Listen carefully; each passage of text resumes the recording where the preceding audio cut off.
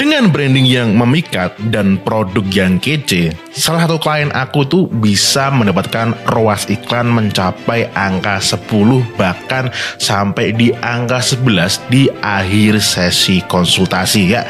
Klien aku ini jualan fashion tas. Tapi pasti di sini banyak sekali di antara kalian ya yang menganggap ini cuman omong kosong. Banyak sekali dari kalian yang menjadi skeptik tentang topik branding ini ya. Ini aku tidak heran karena hanya segelintir orang saja di dunia digital marketing itu yang mau memahami ini. Walaupun data di depan tadi itu sudah fakta. Nyatanya kalian sendiri itu juga membeli barang-barang yang memiliki brand yang kalian percaya. Atau setidaknya ketika kalian itu membeli sesuatu, kalian juga mempertimbangkan faktor-faktor seperti tampilannya, gambar yang digunakan. Kalau nggak nampak profesional, sepertinya ini penipuan. Bener kan? Nah, oleh karena itu teman-teman, di video terbaru kali ini di Facebook Ads Anti Dukun Series yang terbaru, kita akan ngebahas tentang peran dari si branding ini ya dalam menjalankan iklan Facebook, Instagram Ads. Supaya apa teman-teman nggak terlalu berpatokan ke Mas Teguh Balgabul sana ya. Silakan disimak supaya teman-teman itu bener-bener paham dan nanti kalian akan dapat ahamnya ceting gitu. Lalu kalian bisa, ya setidaknya kalian bisa mempunyai referensi yang lebih oke terhadap branding itu sendiri. Oke, let's go, kita mulai, siap-siap tercengang ya.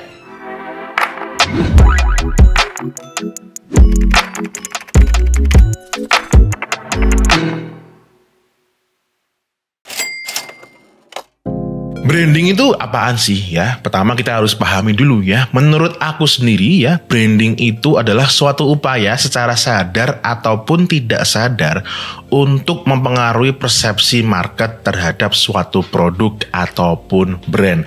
Dan ini juga berlaku untuk kita-kita yang berjualan diri ya lewat sosmed. Jadi personal branding gitu ya. Nah, jadi bisa dibayangkan kalau kita-kita itu yang menjalankan iklan, baik kita ngiklanin perusahaan kita sendiri ataupun kita sebagai advertiser, tetapi kita tidak pernah memikirkan atau menggarap branding ya, berarti proses branding itu berjalan atau terjadi secara tidak sadar.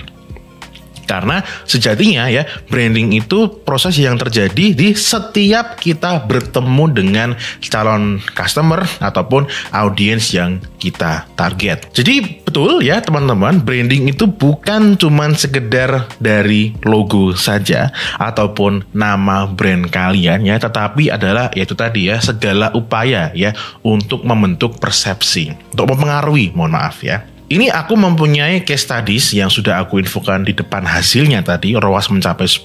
Jadi klien aku ini berjualan tas, ya, fashion berarti ya. Cuman memang brandnya itu tidak berkenan dia untuk di-share secara publik. Nah, klien aku ini ketika pertama kali konsultasi itu melaporkan bahwa ROAS ya atau kembali, bukan kembaliannya. Jadi dia kalau ngiklan 1 juta itu dapat 10 juta. Jadi itu ROAS-nya dia. Barangkali ada yang belum tahu tentang ROAS. Nah, dia melaporkan di awal ROAS-nya sudah mencapai angka segitu. Dan itu membuat aku tercengang. Kok bisa ya brand yang dia baru mau konsultasi dengan aku ya, dan ngapain juga dia konsultasi kalau udah segitu gitu kan. Ternyata aku melihat visual dari brand klien aku ini tuh sangat-sangat menjual dan sangat-sangat mewah. Tetapi produk yang dia tawarkan itu berada di range middle. Ya, jadi dia menjual tas dengan harga di angka 100-an sampai di angka 200-an. Tetapi sekali lagi visual yang disajikan kepada calon customer itu benar-benar terlihat mahal. Dampaknya apa? Tentu berarti ketika calon customer itu melihat produknya, sosmednya, dan ketika iklan dia melihat, ini mahal nih. Ya, mahal dalam artian pantas gitu ya. Ketika diklik masuk ke websitenya, halaman produknya, ternyata harganya nggak seberapa, terjangkau menurut target marketnya. Ya diembat lah. Mungkin teman-teman di sini ada yang masih belum ngeh visual yang menjual, visual yang terlihat profesional sehingga itu bisa sehingga bisa berdampak ke calon customer kita itu menjadi lebih percaya, lebih trusted, dan lebih mau tergerak untuk beli. Itu yang seperti apa? Nah, teman-teman bisa ya, kalian praktek aja, pergi ke pinterest.com ya teman-teman, lalu cari aja keywordnya sesuai dengan kalian butuhkan. Misal jualan tas, cari aja misal kalian tas atau mungkin bag gitu ya. Kalau fashion mungkin fashion men fashion atau women fashion. Silakan kalian gunakan keyword apapun. Nanti di sini akan muncul ya visual-visual yang sudah dikategorikan sama penyuka di Pinterest sana itu yang bagus-bagus ya. Kalian bisa latihan di sana kalau belum ngerti ya. Dan ajaibnya juga, klien aku ini ya, dia itu berjualan fashion tas ini itu tanpa adanya fitur COD sama sekali. Ketika aku tanya, Mas, kenapa kok dirimu nggak pakai COD? Nah, jawabannya dia apa? Kalau fitur COD itu kita hidupkan, Mas, itu nanti yang beli orangnya aneh-aneh. Nah, aneh-aneh itu dalam artian yang minta COD, terus kayak kurang paham dengan value dari produknya. Jadi menurut dia aneh-aneh itu seperti itu. Jadi dia malah mematikan fitur COD-nya. Toh juga tanpa menggunakan COD, ROAS-nya sudah menjadi segitu. Berarti memang calon customer itu sudah terpikat dengan brandingnya dan produknya yang kece. Lalu juga di dalam studi kasus dari klien aku ini itu ada suatu pembelajaran yang cukup bagus ya. Jadi dia ini harganya awalnya tasnya, salah satu tasnya yang dijual itu adalah 170.000 harganya. Lalu aku melihat, karena aku juga cukup lumayan paham dengan visual, Mas, ini tasnya ini harganya harusnya bisa jauh lebih mahal karena visualnya mendukung. Lalu dia naikkan dari 170, 180 sampai di angka 200-an sekian gitu. Dan ternyata tetap laku-laku aja, tidak menurunkan penjualan. Nah, jadi teman-teman coba kalau fashionnya belum terjual cukup lumayan oke, atau omsetnya kurang, ya visualnya diperbaiki supaya brandingnya cukup oke, ya dipandang oke. Lalu coba naikin harganya. Dampak yang kedua lagi tentang si branding ini terhadap iklan kita itu juga terjadi buat teman-teman yang merasa bahwa sudah mencoba berjualan lewat website, maksudnya check out langsung dan bayar di website, tapi kok penjualannya nggak oke, bahkan bisa dikategorikan sangat-sangat mengenaskan. Nah, itu apa sih yang menjadi seperti itu? Nah, salah satu orang yang membeli e-course Facebook Ads Anti Dukun Series Premium ya, itu dia DM aku bahwa ternyata ya apa yang aku berikan insight dan ilmu di e-course tersebut itu tentang cara menarik customer ampas dan berkelas, itu dia praktekkan di website dia. Jadi visualnya diperbaiki, brandingnya dibuat lebih profesional gitu kan. Itu ternyata dia bisa mendapatkan penjualan di website dia pertama kali dan terus menerus terjadi penjualan di situ gitu. Dan dia sangat berterima kasih, akhirnya mereka bisa lebih percaya ya dengan apa yang saya jual di website saya. Dan ingat, tanpa COD. Pada saat itu laporannya seperti itu.